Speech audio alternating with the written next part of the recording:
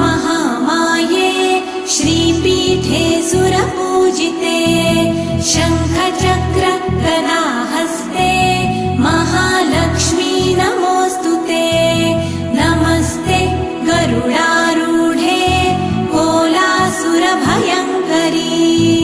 सर्वपाप हरे देवी महालक्ष्मी नमोऽस्तुते महादेव्यै च विद्महे विष्णुपत्न्यै च धीमहि तन्नो लक्ष्मी प्रचोदयात्।